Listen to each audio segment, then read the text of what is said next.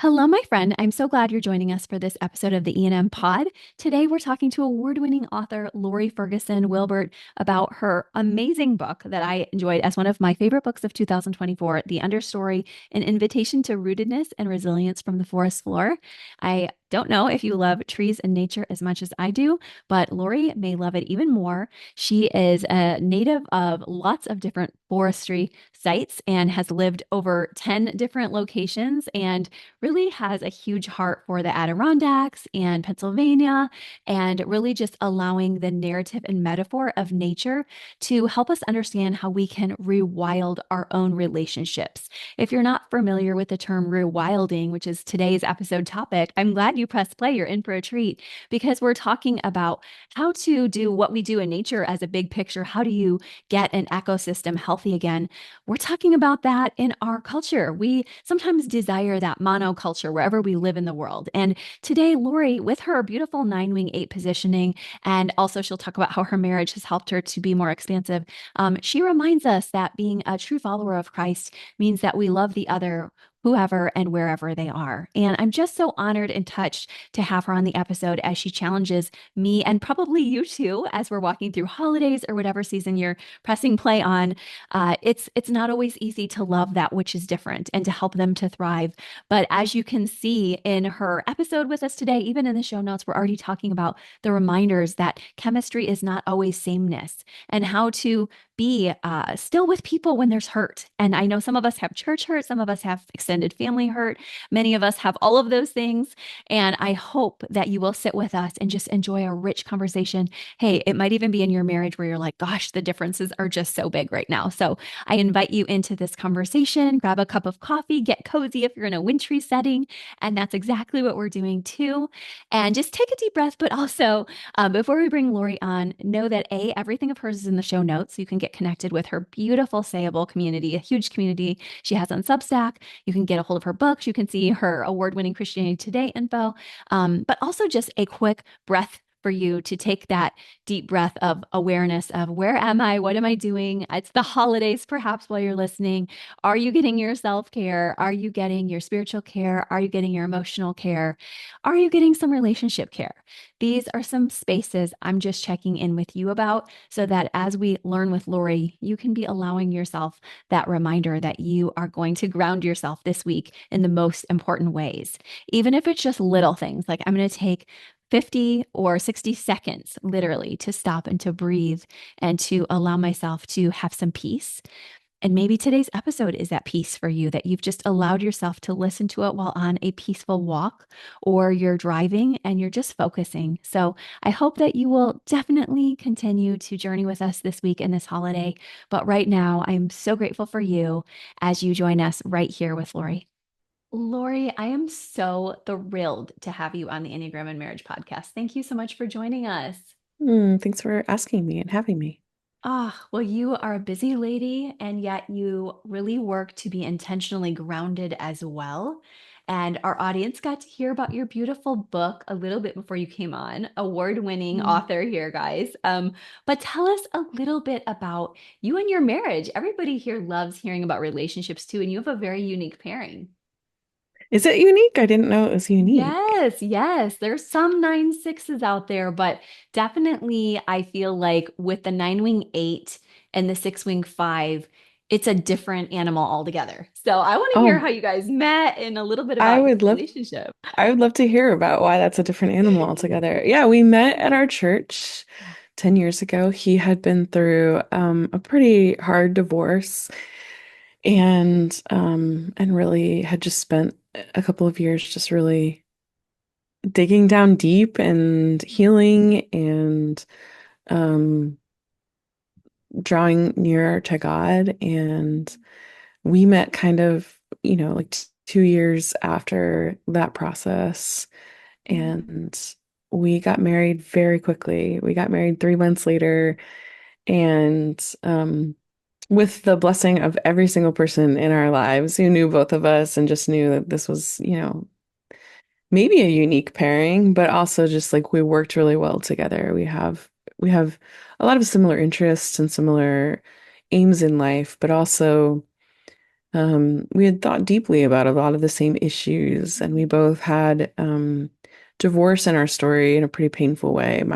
My parents were divorced in a pretty painful divorce, Mm. and um, and then he had gone through his own, and so man, we had a lot to connect over, and so yeah, we've been married almost 10 years, and we love one another deeply. And I guess the nine wing eight, the six wing five, I'm curious to hear your thoughts on this, Yeah. but Mhm. the six goes to the nine in times of peace and health, Mhm. and the nine goes to the six in times of unrest and unhealth. Yes. And so that dynamic has been an interesting dynamic for us, is that he kind of craves my gentleness and somewhat passive self. I'm not nearly as passive as I used to be, but Yeah. um, Mhm. whereas I kind of buck against his Mhm. fears and anxieties and Mhm. broader concerns for the world. Yeah. So it Yeah. is an interesting pairing. Yeah, it really is. And it is a beautiful pairing. I Hmm. and a friend made glow guides for each and every pairing. And one of them is just in terms of just everyone here really probably knows this, but it's like, how do you thrive? How do you, sorrow? What are good date nights? All these things. And we really noticed that nine and six together had so many, of course, harmonic pieces because Yes. of the 963 inner triangle of the Enneagram. But what I've noticed in my own counseling and coaching with couples is that just as you said, it's because the nine wing eight is such a three like nine Yeah. that sometimes when a six is a wing five, they're such a five-ish six. They're Yes. almost indetectable as a six. Have you found that too? Absolutely true. My husband is the most five-ish six I've ever met. I mean, he's definitely a six, Yeah. but that five is strong All and alive right. in him. Yeah. Yeah, so I was like, ooh, I just want to be a fly on the wall at your house. But like you said, like there's so many seasons for your marriage. And in some, you're like, I'm noticing my strength now more. And he Yeah. gets used to that. He probably then rises up to his courage, right? Sometimes. He does actually. It's been really interesting. I think for the first several years of our marriage, he really pushed against my moments of strength. Because to Mhm. him they were a little bit scary. Like, what are you doing? You're robbing me of my peace. But now I see that when I do live fully into my nine, eight, or Yeah. three Yeah. ness, I find him to be so much more courageous than he was Oh, 10 years ago. And I'm not saying that's because of me, but I do think that as I've learned to say, like, no, this is who I am, this is my strength, I yeah. am going to walk in this, Yeah. even though it's a little bit threatening to you, Yeah. a little bit hard for you. He is, I mean, such a strong, courageous, um, wise, Mm. tender person. Mm. And I see even yeah, I do see a lot of courage coming through in Mm. him in some really beautiful ways. That's lovely. And I just want to name that we do rub off on each other. And Yeah. so I'm sure you did. And I'm sure he is bettered by you. And I am And sure he has so. rubbed significantly off on me as well. Yeah. Yeah, you're like, I am more aware of what's around. And he has triggered your six at times in probably unhealthy ways, Yes. like both Yeah. ways. Yeah. Yeah, I would say I'm much more aware slash anxious than I was before we got married. I think I numbed a lot of things, hard things. I numbed them out. It was too Mhm. hard to look at them. And he won't look away from them. So Yeah. it's good for me to learn to not numb. It is. I'm really happy about that. I mean, look what we got as a culture, your beautiful book and your other books, which I have yet to Thank read, but you. just Um, the joy of getting to see you fully alive was such a just I had a few tears just knowing mm, Enneagram and knowing I got to read about the ways that we could have missed you had your mm, husband and others not been there. And that's what your whole book is about, right? Is different people coming together Just like in the forest, there's so much diversity. So we want to hear more. Right now, we're in a cultural moment, as we all know. For those who are listening later, we're just after 2024 presidential election, and we have people of all disparities going on now, people cutting Yeah. off from each other, Yeah. sometimes necessarily, sometimes not. Yeah. In your book, you talk about how people crave that monoculture, and yet the forest is full of diversity. Yeah. This is a huge question that we could talk just on this question. We're going to get into the marriage things too, but I just wanted to get your thoughts on, because we're here right now, what do you Yeah. think might be a recommendation for people to do in our own micro ways to establish unity versus how you talk about unity versus uniformity?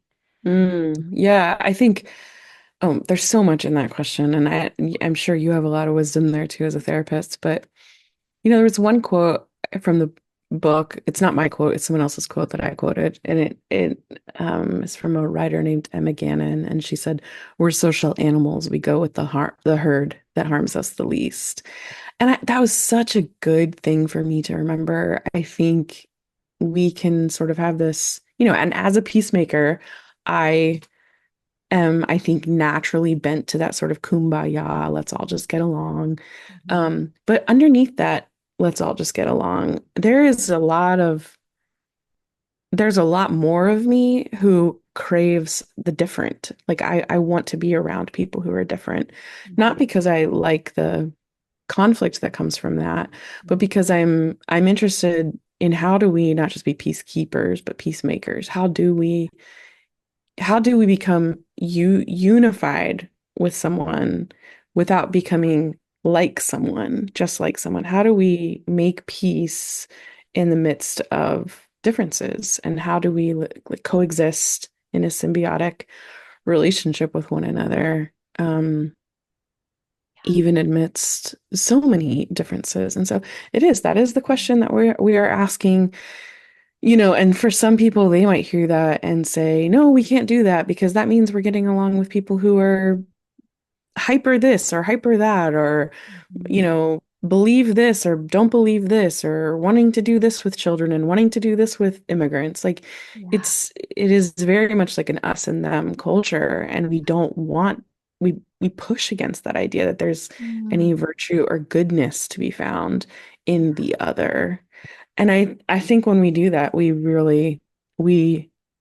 that quote, we go with the herd that harms us the least, but it actually harms us to Mm. be in a monoculture um in a long-term way. It harms us a, Mm. a lot more to be in a monoculture. So Yeah. um Yeah, yeah. I hear that. And even as I was talking to a client just before we came on, nothing they said, but I mentioned, I can see your temptation as this Enneagram type to do some black and white thinking here, or we could say, the dichotomy is so large, and um, the dialectic is instead more that we're going to have to find some of this paradox you talk about in the book. And I love how you Yes. talk about Yeah. how chemistry is not always agreement. Yeah. And so help us to know if we have a relationship like that. And again, we'll all have to do this uniquely, but Yeah. what have you learned? Because you've been sitting with these tensions for a good decade or longer. Yeah. What have you learned about how to broach that? Do you feel like even some tangible things like I've learned to text, I've learned to call, I've learned to have in person? Like, has there been any, I've learned to wait, to pause, anything like that that you're like, these are some strategies that have worked for me? I mean, all of the above. There are some Oh, relationships that I yeah. think I've had to say, that is not that they are part of a different herd and they are harming my herd. And there are Mhm. times where I just need to withdraw and say, like, that's not a space for me right now. Mm, But then there are other times, and I think particularly I think of this in terms of relationships. So mhm, if it's I don't think of it in terms of sort of a whole swath of people, but like who is the person in front of me mm, who with whom I want to find not even common ground. I'm not interested really in common ground, but what I'm interested in is understanding, mutual understanding. Can I understand them? mhm, And can I be understood by them? And that's not always possible. mhm, Even no matter how much I might seek to understand someone else, they might not be seeking to understand me. mm, But I find a lot of good work happens when I say, I'm going to seek to understand this person or this group of people. And I think having that as my sort of backbone in a lot of relationships, Mhm. it could be calling, it could be texting, it could be hanging out, it could be not going to Thanksgiving dinner. I don't know what it looks like, but the backbone of it is like, can we understand one another? Even we will not agree on this issue. Yeah. I have no desire to agree with you on this issue. I think you're wrong, and I think the way that I see this is right. Yeah. But can we understand the other? C.S. Lewis talks about, he doesn't call it competing truths, but it's sort of the dialectic idea. Just Yeah. two things there can be two opposing ways of coming at the same problem Yeah. that, even though I don't think it's the best way, is still a way. And so can we agree to say that's not the way that I would choose to do this, but I can see that you believe it is, and that that is true to you and good and beautiful to you, Mhm. even though it's hard for me to see the truth, the goodness, or the beauty in it. I can believe that you believe Mhm. that. And it's work. It's work to get there. I'm not going to say that that's easy work. That is profoundly difficult work. Yeah, it is. And sometimes it comes by way of fire. And you talk about that in your book too. Tell us a little bit about that, if you don't mind me taking that trailhead of sorts where I think this will make people like even want to open the book more, but where you and your husband just had a myriad of people help during a moment with a skunk. Yeah, moment with a skunk. We were actually just telling the story the other night with some friends. Yeah. Yeah, our dog got skunked. It was late in the evening. My husband ran next door to borrow some skunk shampoo from our neighbors, and because the dog had come in the house, I reached under a cabinet in which we keep our oils and vinegars, and I pulled out what I thought was vinegar, put it in a pot to simmer to sort of neutralize the scent in our home, and glanced back a moment later, and there were flames licking our ceiling. Um, and I didn't find out until later, after, and you can read about it in the book, after we nearly burned our house down, that what I had actually grabbed out of the cabinet was 99% isopropyl alcohol, and set that on the stove to simmer. Oh my Anyway, God. so our neighbors showed up for us. We had some neighbors, we had to go to the emergency room because we had some pretty bad burns on us. So sorry. Um, we're okay. We're okay. Yeah. Yeah. But yeah, some neighbors came over and bathed our skunked dog completely clean. And then throughout the next week, as we recovered from burns and just the terror of and this is not a strange story. So many of us, you just lived through some hurricanes, like losing even the possibility of losing your home and your safety and everything, it's just a terrifying thing, and it can really traumatize you. So Mhm. I in no way want to like overplay the trauma that we lived through by almost burning our house down that we had just completely renovated. But it was a terrifying thing. And over the coming weeks, neighbor after neighbor after neighbor showed up for us. And they were neighbors with whom we had profound disagreements Mhm. politically, religiously, um, in ideologically, just profound disagreements.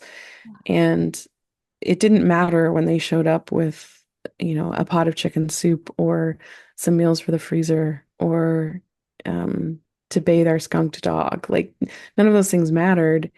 Mhm. And yeah, it was just a beautiful picture to me that, like, I think I say this in the book, like, it's easy to be afraid of the monster under the bed, but once we look, there's usually not a monster there. It's just a human, and a profoundly loved human Mhm. who may be acting in some profoundly broken ways. But yeah, I actually just yesterday got a letter in the mail from one of our neighbors who had just finished the book, Oh, and wow. she wrote me this long card. And yeah, ideologically, we're in different places. I, I mean, in so many different Mm. places on so many different issues.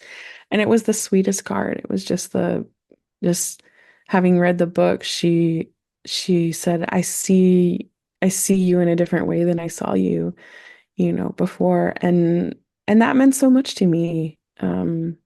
Because I don't want to be part of a herd that harms people who Mhm. are different than me. Yeah. I don't want to be part of the harm.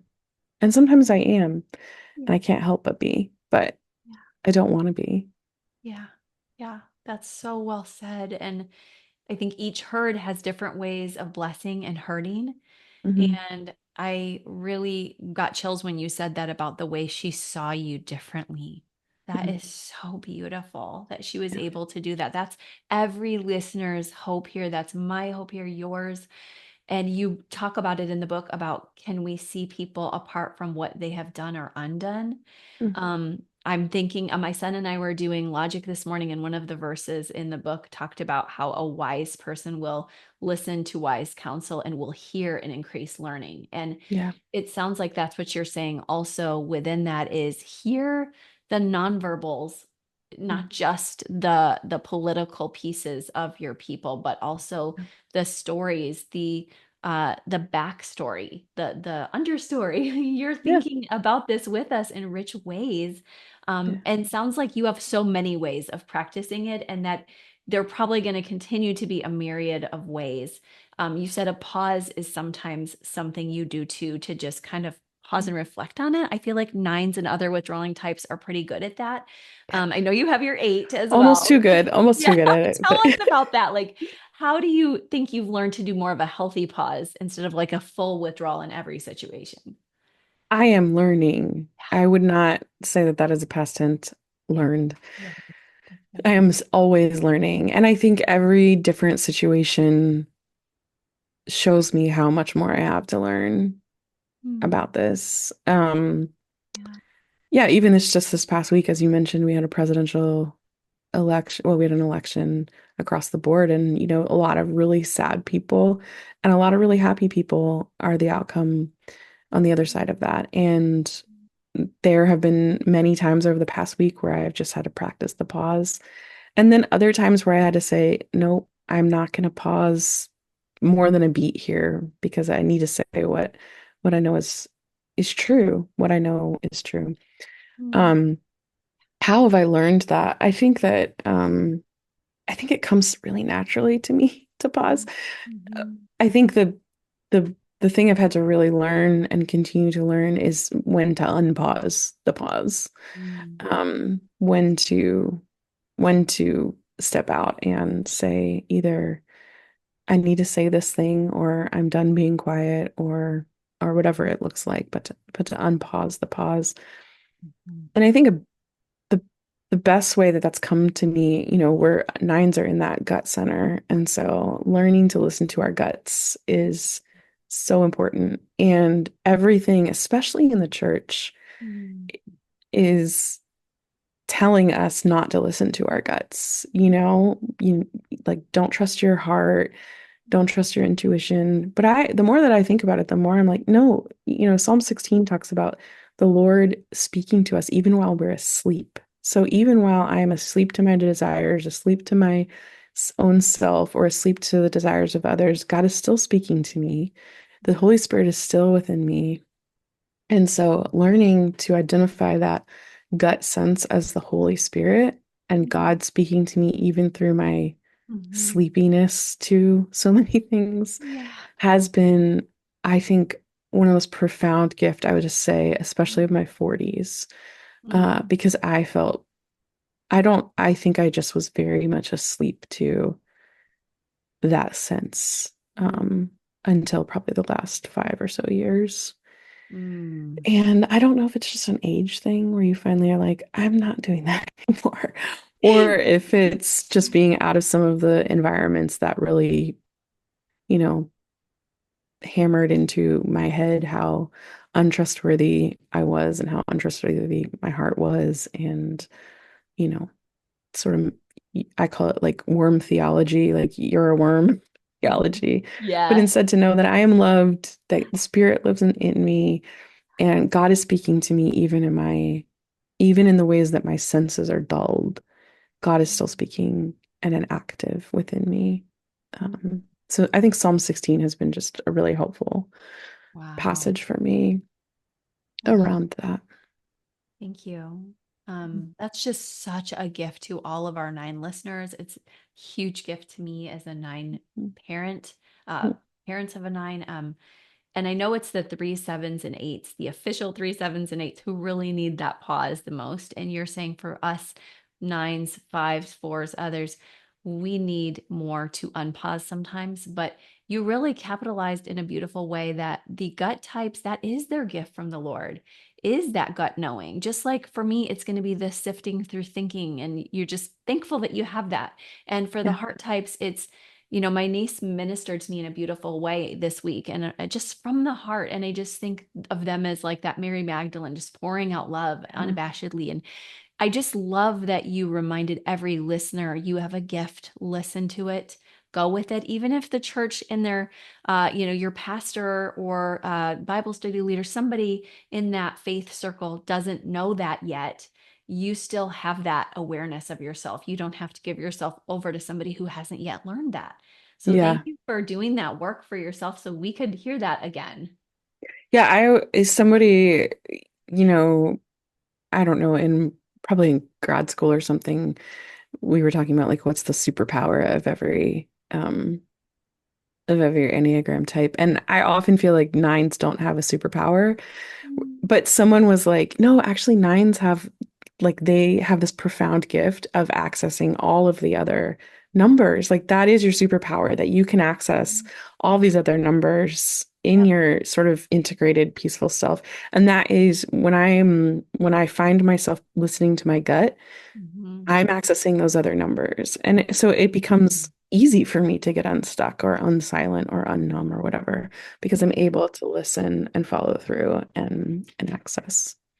That's awesome. I love it that you're not following through and accessing from a place of just total disparity with others. You're like, no, I'm coming from a rich space. By the time I Yeah. get there, after I've paused and I come back in and I'm fully alive and in my gifting, I'm Yeah. able to connect with people. Bring what we think is our solution without restoring relationship. You really let us know there's emptiness in that kind of, there's a futility about trying to make resolutions without caring about people. That's really Yeah. what I get from your book too. And it really hit me because sometimes everybody's like, I'm right, I'm right. Has that been something that's still going on for you to learn that about how you have to have relationship before you can really step into try to bring change? Yeah, I mean, ultimately, like change is not, I think it really helps for me to step way back and think like, what is our ultimate goal here as believers? And it's the reconciliation of all things. It's not some sort of change for change's sake or change according to my idea of what needs to be changed. It's the reconciliation of all things. God and us, the earth to itself, us to the earth, us to one another, like the culmination and the reconciliation of all things. And so change, what is change? Like it's if what happens in change is that we grow farther and farther apart from reconciliation and the resolution of all things, then that's not actually kingdom work. I don't think, and that's a really nuanced conversation. I mean, I think it requires us to get honest about what we really want in the world, and it requires us to like we can't just want, a better economy or fewer abortions or whatever. Like we can't just want those things. We have to want them towards something else, like a deeper, more profound thing. Yeah. And for me as a Christian, that's going to be the resolution and the reconciliation of all things. Yeah. And so I have to go into that caring about the image bearers who are with whom I'm wanting to be reconciled. That's very sort of high level, like No, that's not very practical. And I no, but it again, is. It can be. I truly believe that when we well, see I think, love. yeah, I think it becomes more practical when we can, and this is the gift of the nine, I hope, is that if we can just pause for a minute and really think, what is the ultimate aim here? What is the gift? What is the profound thing that I'm walking and leaning toward? It's not a better economy. It's not fewer abortions. It's not tighter restrictions on guns or immigration or any of these things. That's not the aim. That's not the ultimate aim. So you need to pause and just like really sit with that question. What is the ultimate aim? And when I know what the ultimate aim is, then of course, I'm going to be able to move toward the other in a more um, unifying, understanding way. Mm, Because really, at the bottom of it all, eternity is written on all of our hearts. We all want the same thing. mm, We all want to be with God and like God. And um, and we're doing it in broken ways and sideways ways. But ultimately, that's what we want. So, how do we move toward the other in that pursuit? mm. It's a great question, and it is very nuanced because people are probably like myself being stirred right now to that a little bit. Like, how can I, this Thanksgiving, this Christmas, wherever you're at all year long, how can I love that person who maybe is that person who doesn't have any voice for themselves? Or maybe it's just the person who seems so staunchly against me. And I want to make sure that we still show love to each other. There's going to be a way to do that for you as a listener, and a way for you to do that as well, Lori, and me to do that. And it's going to look a little different, but thank you for giving us that pulled back, aerial view to see that we all want that. Those who truly want to see God's kingdom flourish here and thereafter. And so that just aligns us so much more Mhm. and makes us see, like you said, many of us have different values and may not agree on every good value, but we each bring some good.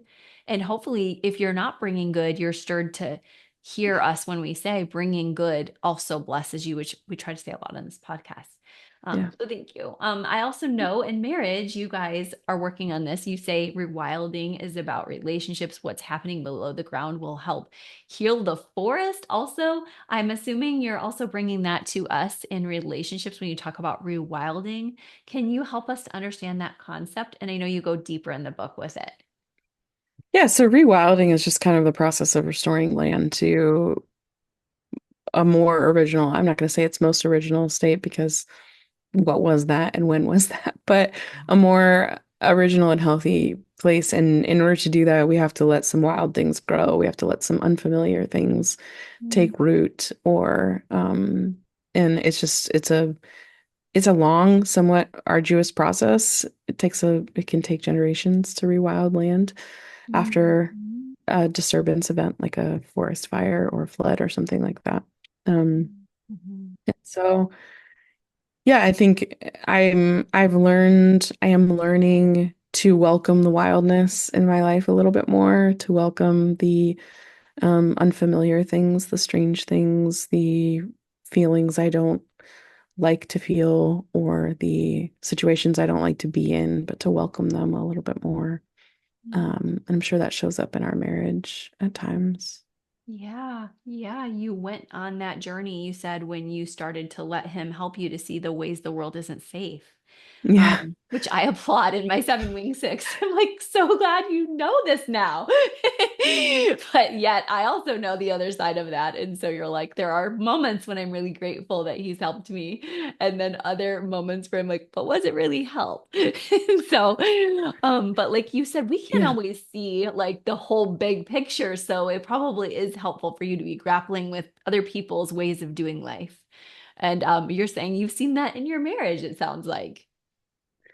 Yeah, I mean, my husband grew up in a military family and so moved his entire life. He moved, and then I think he averaged it out recently, and he had moved in an average of every 2 years throughout his entire, he'll be 50 in 2 years. And so it's just a lot of moving, a lot of experiencing the world, and different cultures, different ethnicities, different beliefs, different um, ways of seeing politics, of seeing sexuality, of seeing the economy, of seeing um, government, all kinds of things. It's just a much broader way of seeing the world than I ever had. And so he's helped me to see the least of these in a way that I wouldn't, and in ways that I think in some ways, I think the church can pride, we can really pride ourselves on being people who say we see the least of these, but really we see the least of these the way we want to see them and in the way we want to see them. Mhm. And Mhm. I think he has given me the gift of seeing people as they truly are and Mhm. not putting a label on them or um, fitting them into some sort of cookie cutter in my own mind. He's really got a gift for seeing the other in a way that I think is more honest and truthful than a lot of people. Mhm. And of course, I'm biased, and I think he does that really well. There are others who probably see that and say that he's, far too lax or whatever, but I think he's got a profound gift for that, and I'm grateful for it. I Mhm. can tend to be like, no, we're all the same. We're all like, Yeah. at our core, we're all essentially the same. And he's like, well, yes, but no, we actually are all different, and like they're these beautiful different facets of us, and the way to unity is not through uniformity. It is through understanding and loving the other. Norman Wirsba has this gorgeous quote that I talk about all the time about what hospitality is, and he says, hospitality is making space for the other, welcoming the other into your life, cultivating the life of the other, and then liberating the other into their life. Mm. And I've always loved that quote because it really reminds me that my aim is not to invite anyone into my life and make them like me. Yeah. It's to make them like them. It's to make them the fullest, most image-bearing um, wholeness of who they are, of who God made them to be. That's my work. That's my only work in the Yeah. world. And Yeah. my husband has really helped me I love with that. that. That's beautiful. And I wonder if a lot of sixes are like, this is what we do as they're listening with us about Yeah. that beautiful gift of love and loyalty that Yeah. his temperament brings. And then with his five coming in with really being a good observer of people, it's just obvious that he's really rubbed off on you in these ways. And helping you to see that you can hold tension with people who are different and yet love them in those differences is it's moving to me too. And I've been blessed by some sixes in my life who have shown me instead of like running away in my five or my seven avoidant attachment moments, it's staying and breathing and just allowing that person to touch me, in a way that's meaningful. And maybe just sharing space with them and letting them disorient me a bit and making me feel something instead of, like you Yes. said, with the church, like we're so curated, like I'm going to serve at this moment on Thanksgiving Day, I'm going to do this or that. And it's like, no, you're going to have open hands. I often think about how the cross with Jesus is like open hands, and Mm, just like us surrendering is kind of how we want to go heavenward yeah. is open hands. So just thank you to your husband for sharing that gift that like that's his unique gift to share and it's so beautiful. Um, Yeah. I wanted to close with something that I loved that he shared with you at the end too. I didn't know he was amazing too, but I got to find that out through the book. But I wanted to first ask, just for anyone who's looking to um, just understand a little bit about how they can approach God. Maybe we've touched somebody today who is a seeker. Many of our listeners are people of faith. That there's a few who aren't. Anything that's helped you as you've pursued God in a culture of differing views that you've found as a good practice, whether it be journaling or I know you talk a lot about walking. What has helped you to find God in these harder, darker moments? Mm. This might feel a cliche, but really, I think it really has been seeing the other. And it really has been like, I just feel so much more aware of the other in their wholeness than I was before. Um, and that's been a really good practice for me is just sitting with people, listening to them, asking them questions. I think that's been a really stabilizing Wow. practice for me. Thank you. That was so unexpected and not the most not cliche thing ever. Mm, Because it's like you're like, I see Christ's hands and feet when I sit with people and really see them. yeah. So, something to chew on, guys. Mm, And obviously, this brings me to your book, and I'm just going to share for anyone who is watching instead of listening. I loved how you shared at the I was reading your acknowledgement section, and you shared how your husband, the reason I'm sharing this, guys, is I think it's a great marriage practice that when you were writing and he loved it, he would give you like a really detailed compliment. And you read every one of the chapters aloud to him. You said some you cried at the end of, he cried, some he said were good, some he just said, good job, baby. And by that, he meant you're not there yet, keep pushing. And I just love for people to know that this is how marriage growth happens is by these gentle encouragements. And I just want to say like kudos to you guys for understanding. I don't know if you learned this through Gottman 5 to 1 positives to negatives, but you're killing it in that way. So I just wanted to tell you that. thank you. I think honestly, constructive criticism is difficult for both of us. Yeah. And we've actually like I feel like more positives than negatives is very common in our relationship. Almost to the point though where that can be like a stunting thing where it's like, wait, we're never actually, we're not entering into conflict and having healthy conflict and moving things forward. And so Yeah. learning to receive criticism in like gentle criticism, like you're not there yet. Like you still got some work to do. Yeah, that has been, I think, a really good work in our marriage. Yeah. And in every marriage, you're not Mhm. alone there. But like you Yeah. said, you're not going to be that couple that's super fired up and mean No. to. But this is the way for most of us to learn is 4 or 5 positives to one little kind of move it forward with this is important. And so you did it beautifully. Even if you're like, this is sort of a weakness for us, this is actually the way most of us need to do it. Hmm. As long as you're moving that 1% better, and I see that in his comment to you because your book is beautiful. Your writing Thank overall is you. award winning. It's just touching a heart. So thank you. And please tell us how our audience can get a hold of the book, get a hold of you. You have a beautiful Substack community as well. Thank you, Krista. Thanks for saying that. Yeah, my Substack is lorewilbert.com. It's LORE Wilbert.com. The book is called The Understory. Understory is one word.